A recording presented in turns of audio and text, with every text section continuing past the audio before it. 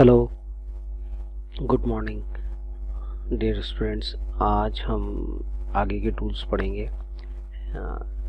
छोटे छोटे टूल्स होंगे जिनकी हम छोटी छोटी एक्सरसाइज करेंगे, लेकिन वो बहुत हेल्पफुल होते हैं, जो इमेज की टचिंग में और उसको क्लीन करने में बहुत काम आते हैं। क्लास स्टार्ट करने से पहले मैं थैंक यू कहूँगा कि आप मेरे वीडियोस को लाइक कर रहे हैं, और इससे मुझे भी मोटिवेशन मिल रही है कि जो मैं पढ़ा रहा हूँ वो ठीक पढ़ा रहा हूँ, और अपनी जो भी नॉलेज है वो मैं शेयर करूँगा आपके साथ, परफेक्टली करूँगा और पूरी डीप नॉलेज दूँगा।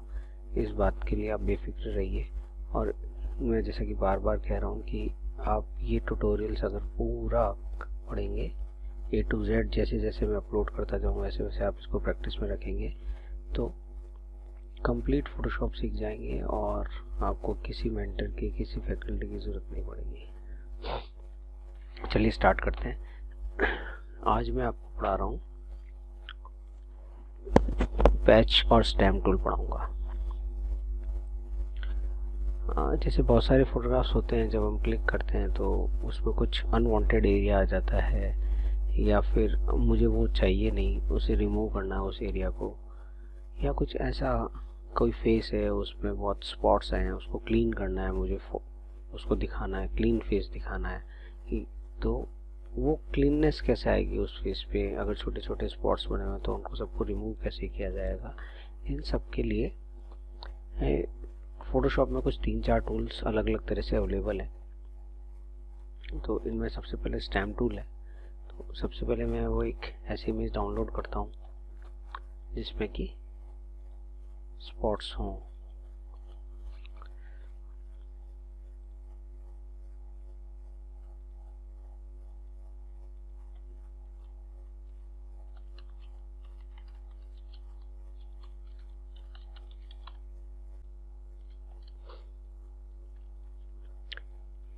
ये कोई फेस है जिसपे मैंने ये कोई इमेज नेट से ऐसे ही रैंडमली डाउनलोड की है। अब देखिए इसके फेस पे बहुत सारे स्पॉट्स हैं। अगर ये स्पॉट्स मुझे हटाने हैं, रिमूव करने हैं, तो मैं कैसे करूँगा। जब हम किसी भी फेस पे काम करते हैं, यानी कि स्किन टोन पे जब हम काम करते हैं, तो स्टैम्प टूल को यूज़ करेंगे। इसकी शॉर्टकट की S होती है। जैसे मैं S प्रेस करूँगा, ये देखिए S प्रेस करते ही ये हाईलाइट हो गया और सिलेक्टेड प्रॉपर्टीज़ यहाँ पे आ गई। अब देखिए इसमें दो चीज़ें हैं, ऑपेसिटी और फ्लो। ये क्या होता है, ऑपेसिटी क्या होता है और फ्लो क्या होता है, इसकी डिटेल नॉलेज में आपको जब ब्रश टूल पढ़ाऊँगा तब उसमें पूरी डिटेल नॉलेज दूंगा ब्रश टूल के साथ, जिससे कि आपको ये एक एक कमांड क्लियर हो जाएगा। अभी फ़िलहाल ये समझिए कि ऑपेसिटी या फ्लो दोनों में से हम कुछ भी काम में लें, ये ट्रांसपेरेंसी मतलब उसको फ्लो को या प्रेशर को कम कर देता है। तो अभी मैं इसकी ऑपेसिटी को 50% के आसपास कर लेता हूँ, ठीक है। अब जैसे स्टैम्प टूल होता है तो क्या करता है कि मुझे ऐसा चाहिए कि ये एरिया यहाँ पे अप्लाई करना है। जब मैं कोई दूसरा एरिया, क्लीन एरिया इस पे अप्लाई करूँगा तभी ये रिमूव होगा। ऑब्वियसली ऐसा तो कुछ है नहीं कि मैं ये ब्रश को इस पे अप्लाई करूँ और ये ऑटोमेटिक इस पे स्किन टोन को अप्लाई कर दे। तो हमें कहीं ना कहीं से इसी इमेज का कोई पार्ट पिक करना पड़ेगा और इस पे अप्लाई करना पड़ेगा। तो पिक करने के लिए मतलब वो कौन सा टारगेट क्या है जिसे पिक किया जाए, तो वो टारगेट को प्लान करने के लिए या फिर टारगेट को, हमें कौन सा टारगेट चाहिए पिक करने के लिए, हम ऑल्ट प्रेस करेंगे। जैसे ऑल्ट प्रेस करेंगे देखिए ये टारगेट का आइकन आ गया और मैंने इस पर क्लिक किया तो कंप्यूटर को ये कमांड जब मिला तो अब ये इस एरिया को, यहाँ से इस एरिया को पिक करेगा और यहाँ पे फिल कर देगा। देखिए अब देखिए जब मैं फिल कर रहा हूँ, अप्लाई कर रहा हूँ, तो एक प्लस का आइकन आ रहा है। प्लस का आइकन ये शो कर रहा है कि वो स्किन टोन को वहाँ से पिक कर रहा है और जहाँ पे मेरा ब्रश है इस वक्त वहाँ पर फिल कर रहा है। ये देखिए हट गया।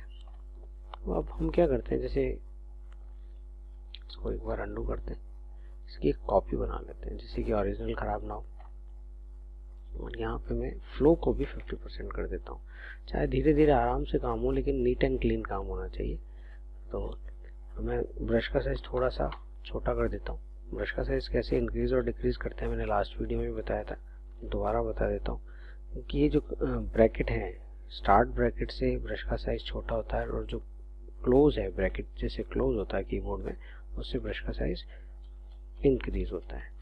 मैंने यहाँ से इंक्रीज किया, जैसा मुझे साइज चाहिए था वैसा लिया, फिर ऑल्ट प्रेस किया और अब यहाँ पे क्लिक करना शुरू किया। ये देखिए रिमूव हो गया। अब मुझे यहाँ का एरिया इस पे फिल करना है, तो मैं वही ऑल्ट के साथ क्लिक करूँगा एक बार, और फिर जैसे जैसे मैं धीरे धीरे क्लिक करते जा रहा हूँ तो देखिए प्लस का सिंबल जो हाईलाइट हो रहा है वो वहाँ से कलर को और वहाँ के स्किन टोन को पिक कर रहा है, और जहाँ पे ब्रश रखा है वहाँ पे फिल कर रहा है। तो इसे बहुत धीरे धीरे आराम से कीजिए, और जब आप क्लिक कर रहे हैं तो आपका ये कोशिश कीजिए कि माउस मूव ना हो, स्टिल रहना चाहिए माउस, और बस आपको क्लिक करते हुए जाना है। नहीं तो क्या होगा कि अगर मैं माउस को मूव करता रहूँगा ऐसे ऐसे ऐसे ऐसे ऐसे, तो वो देखिए प्लस का सिंबल भी इसके साथ मूव हो रहा है। तो जब प्लस का सिंबल मूव हो रहा है तो उसका टारगेट भी मूव होगा। तो अगर अनवांटेड एरिया ऐसा आ गया जो हमें नहीं चाहिए तो वो भी इस पर अप्लाई हो जाएगा। इसलिए ध्यान रखिए कि माउस मूव ना हो, बस धीरे धीरे क्लिक करते रहें उस पर और उसको रिमूव करते रहें। इसको रिमूव करना है, ये रिमूव हो गया। इस एरिया को रिमूव करना है, देखिए ये रिमूव हो गया। तो धीरे धीरे धीरे धीरे क्लिक करते रहिए जब तक कि वो पूरी तरह से हट ना जाए।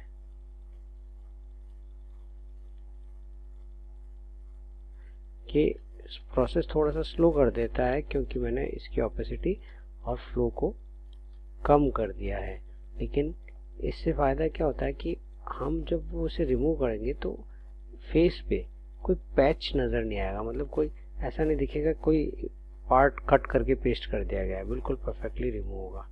ये देखिए अब जो मैंने ओरिजिनल में लेयर नीचे और डुप्लीकेट ऊपर है,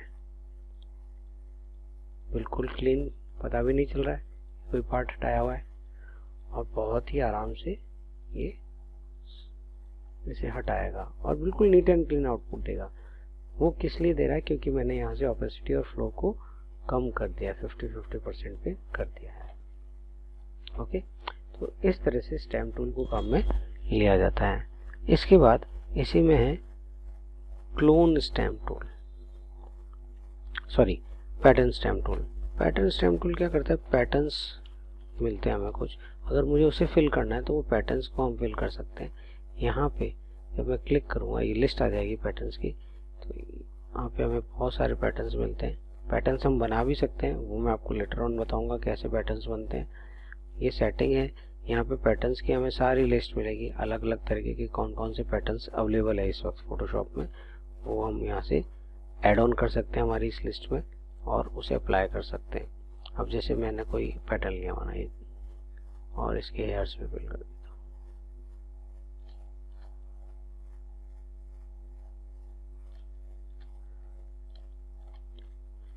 कंट्रोल माइनस से जूम आउट किया, फिल हो गया। अब आप चाहते थे डार्क ना हो, तो इसकी ऑपेसिटी कम कर देता हूँ और देखो आप फिल करता हूँ, फिल हो गया। अब इसमें क्या हो रहा है, मुझे हेयर्स भी नज़र आ रहे हैं और पैटर्न भी फिल होता हुआ नज़र आ रहा है। देखिए ऑपेसिटी कम करके और थोड़ी सी इसकी ऑपेसिटी कम करते हैं और इसको पैटर्न को फिल करते हैं, फिल हो गया। दोनों चीज़ें, हेयर भी नज़र आ रहे हैं और पैटर्न भी नज़र आ रहा है, दोनों आपस में मर्ज हो गए। तो इस तरह से हम पैटर्न को फिल कर सकते हैं। कोई और पैटर्न लेना है, जैसे ये स्टोन है, स्टोन का पैटर्न मुझे फिल करना है, ये स्टोन का पैटर्न फिल हो जाएगा। इसकी आईज में फिल करना है, तो आईज के बराबर मैं ब्रश का साइज लेता हूँ। देखिए तो इस तरह से हम पैटर्न को कहीं पे भी फिल कर सकते हैं। अब इसके बाद में इसमें है पैच टूल और कुछ स्पॉट हीलिंग ब्रश टूल्स भी, बहुत सारे अलग अलग ब्रश है। ये भी सेम स्टैम्प टूल के जैसे ही काम करते हैं, लेकिन इनका काम करने का तरीका थोड़ा सा अलग है। सबसे पहले इसमें हम ले रहे हैं spot healing brush. Spot healing brush क्या कर रहा है कि हमें अब कोई भी टारगेट बनाने की ज़रूरत नहीं है, बस हम डायरेक्ट उस पर ब्रश को अप्लाई करेंगे वो रिमूव हो जाएगा। देखिए हो गया, बिल्कुल मैजिक के जैसे रिमूव करा, पता भी नहीं चल रहा है यहाँ पे कुछ पार्ट था या नहीं था। ये देखिए बहुत ही अच्छा टूल है ये। बस इसको वही धीरे धीरे काम में लीजिए जिससे कि इधर उधर का कोई अनवांटेड एरिया या कोई जो पैचेस जो आसपास के हैं वो वापस इस पे अप्लाई ना हो जाए, इसलिए हम धीरे धीरे इसको काम में लेंगे। ओके, तो ये तो था स्पॉट हीलिंग ब्रश टूल। इसमें बस वो ऑटोमेटिक स्पॉट मतलब टारगेट ऑटोमेटिक लेता है और फिल कर देता है। इसके बाद में है healing brush tool. Healing brush tool भी लगभग वैसा ही काम करेगा। इसमें मुझे वही टारगेट लेना पड़ेगा और फिर अप्लाई करना पड़ेगा। इनमें क्या हो रहा है कि इसमें देखिए यहाँ पे कोई प्रॉपर्टी नहीं है, सैंपल है और पैटर्न है। बस पैटर्न है तो पैटर्न हम जैसे ले सकते हैं, दोनों चीज़ें मिक्स कर दी इसके अंदर। हम ये पैटर्न लिया, देखिए पैटर्न क्या हुआ कि पैटर्न तो था एग्जैक्टली रेड कलर का, देखो है ना। जब मैं अप्लाई कर रहा हूँ तो देखो स्टोन का पैटर्न नज़र आ रहा है, लेकिन जैसे मैं माउस को छोड़ूंगा अप्लाई करके तो वो इसके अंदर मिक्स हो जाएगा स्किन टोन के जैसा, जो इमेज का टोन है जैसा है उसके साथ मिक्स हो जाएगा। अब जैसे मैं हेयर पे चलता हूँ छोड़ता हूँ तो देखिए हेयर के साथ मिक्स हो गया। तो ये कमांड ऑटोमेटिक मिक्स हो जाता है। और अगर मैं सैंपल लेता हूँ तो सैंपल भी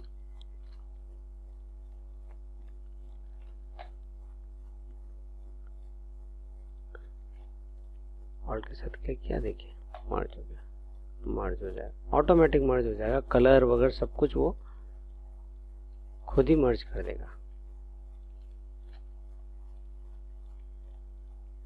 ओके, ये भी बहुत अच्छा टूल है।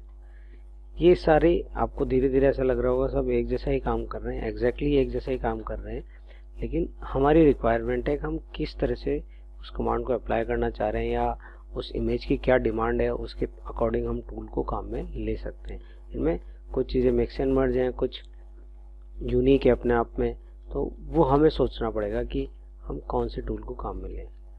फिर ये है पैच टूल। पैच टूल क्या है, बहुत ही इंटरेस्टिंग और बहुत अच्छा टूल है। इसमें अब दो कमांड है, देखिए सोर्स और डेस्टिनेशन। अब जैसे सोर्स को मैं काम में लेता हूँ, मैं यहाँ के पैच को सिलेक्ट किया और सोर्स क्या है, ये वाला सोर्स है, इसको यहाँ पे लाके छोड़ दिया। देखिए इसने क्या किया, ये एरिया यहाँ पे आके फिल हो गया, हट गया।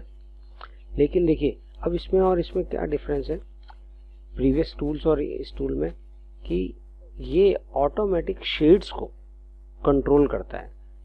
यहाँ पे देखिए डार्क पार्ट है और यहाँ पे ये हाईलाइटेड है। इमेज में लाइट इधर से गिर रही है, इस फोटोग्राफ में लाइट यहाँ सामने से आ रही है, तो ये एरिया तो हाईलाइट हो रहा है, और यहाँ पे लाइट की इंटेंसिटी कम है इसलिए ये एरिया थोड़ा सा डार्क है।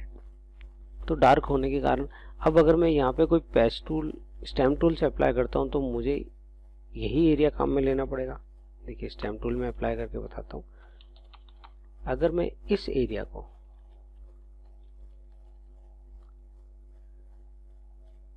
यहाँ से लिया और यहाँ पे अप्लाई करता हूँ तो देखिए पैचेज आ गए। क्यों? क्योंकि ये तो हाईलाइटेड पार्ट है और ये डार्कर पार्ट है, तो डार्कर पार्ट में ये मिक्स नहीं हो रहा है। तो स्टैम्प टूल की यहाँ पे ये लिमिटेशन आ गई कि वो कलर्स को या लाइट पार्ट को डार्क पार्ट में चेंज नहीं करेगा, डार्क पार्ट को लाइट पार्ट में चेंज नहीं करेगा, उसके शेड्स को कंट्रोल नहीं कर सकते, जैसा है वैसा वैसा अप्लाई कर देगा। तो अब अगर मैं स्टैम्प टूल काम में लूँगा तो मुझे इसी एरिया का डार्कर पार्ट जो इसके आसपास का है वही काम में लेना पड़ेगा। लेकिन ज़रूरी नहीं है हमेशा कि मुझे परफेक्टली रिमूव कर सकूं उसी एरिया के आसपास का डार्कर पार्ट को, या कोई दूसरी इमेज में उसी एरिया के आसपास का एरिया परफेक्ट हो। तो उस कंडीशन में हम क्या करेंगे, पैच टूल काम में लेंगे। पैच टूल में जैसे अब देखिए ये तो है डार्कर और ये है हाईलाइटेड एरिया, लेकिन मुझे यहाँ पे स्किन मेरे को क्लीन नज़र आ रही है, यहाँ पे क्लीन नज़र आ रही है, तो मुझे यही क्लीन पार्ट उठा के यहाँ पे रखना है। तो मैं क्या करूँगा, इस पे लेकर जाऊँगा। अब देखिए ये इसने ऑटोमेटिक उस कलर टोन में मिक्स भी हो गया और उसने उस पैच को हटा भी दिया। उस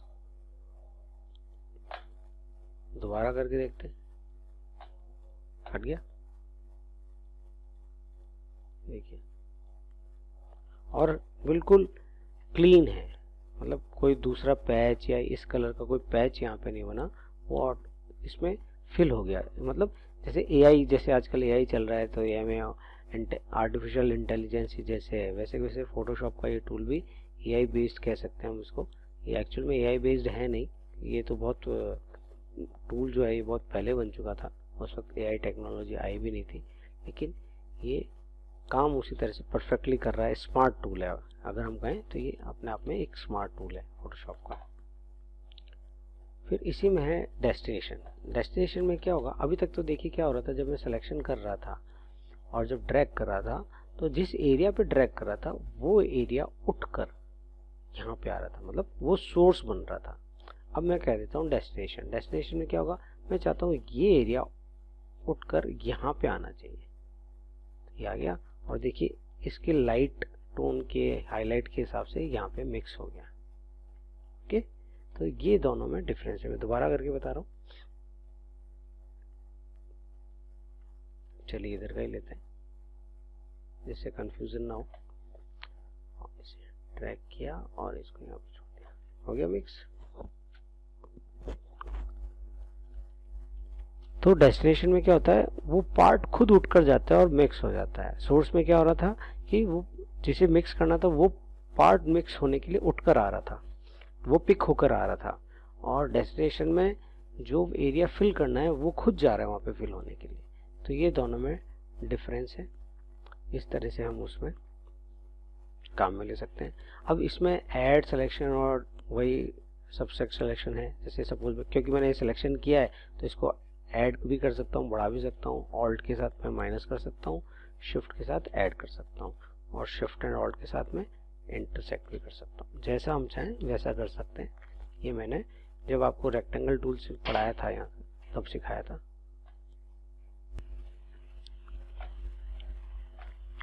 तो इस तरह से हम पैच टूल को काम में लेते हैं। फिर है कंटेंट अवेयर मूव टूल। ये क्या करेगा कि देखिए इसमें जैसे सिंबल बना हुआ है क्रॉस का, दो एरो हैं ऑपोजिट डायरेक्शन में, तो ये वही काम करेंगे, कंटेंट को क्रॉस करेंगे इधर से उधर, यहाँ का कंटेंट वहाँ और वहाँ का कंटेंट यहाँ पे।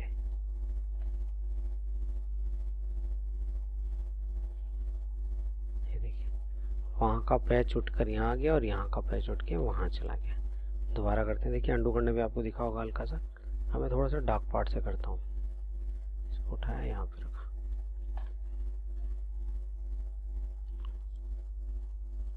देखिए यहाँ पे एक राउंड सर्कल दिखाई दे रहा है आपको, ये यहाँ पे आ गया वहाँ का पैच और यहाँ का पैच वहाँ चला गया। ये मिक्स नहीं करता है, बस कंटेंट को क्रॉस करता है। ओके, फिर है रेड आई टूल। ये बड़ा इंटरेस्टिंग टूल है।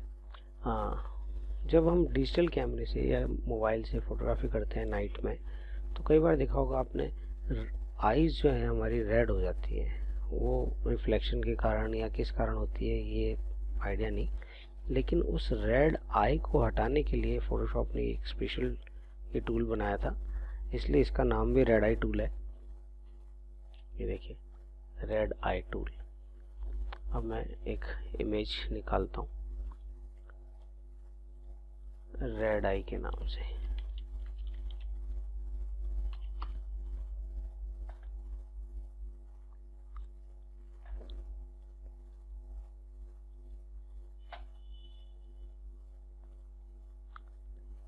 कॉपी इमेज,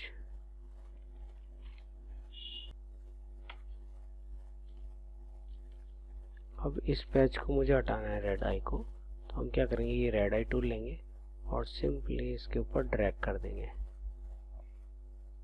देखिए ब्लैक हो गया। ऐसे ही इस पे करूँगा। अगर एक बार में परफेक्टली ना हो तो दूसरी बार भी आप उस पर ड्रैग करते रहिए, तीसरी बार करते रहिए, जब तक वो परफेक्टली ब्लैक ना हो जाए। इस तरह से हम इस टूल को काम में ले सकते हैं। तो आज मैंने आपको स्टैम्प टूल और पैच टूल के सारी प्रॉपर्टीज़ बताई हैं। अलग अलग तरीके के ये 5-6 तरह के टूल्स थे। इससे हम अनवांटेड एरिया रिमूव करना है, इमेज को नीट एंड क्लीन और क्लियर बनाना है, तो उस वक्त ये टूल्स काम में लिए जाते हैं। अब आज आप ऐसे कीजिए कि कम से कम 3 से 4 इमेजेस लीजिए और उनमें से जो भी पैचेस आपको अनवांटेड एरिया रिमूव करना है उसको बिल्कुल नीट एंड क्लीन तरीके से ऑपेसिटी कम करके, फ्लो को कम करके, धीरे धीरे आराम से उसे रिमूव कीजिए। लेकिन रिमूव करने के बाद में ऐसा लगना नहीं चाहिए कि इसमें से ये अनवांटेड एरिया को रिमूव किया हुआ है, मतलब बिल्कुल क्लीन होनी चाहिए वो इमेज। यही आपका सबसे बड़ा टास्क है। ये आप करके अगर मुझसे शेयर कर सकते हैं इमेज, ज़रूर शेयर कीजिए। और उसमें मुझे कुछ लगा कि कुछ काम होना चाहिए या आपको कोई प्रॉब्लम आ रही है तो आप मुझे शेयर करके पूछ सकते हैं, मैं आपको 100% गाइड करूँगा। Okay, thank you.